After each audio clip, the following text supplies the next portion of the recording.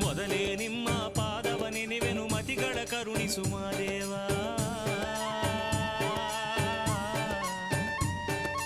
ಯತಿಗಣ ಪ್ರಾಸೌಂದರ್ಯದ ಕಂದಗೆ ಗತಿ ಮೋಕ್ಷವ ಕೊಡು ಗುರುದೇವ.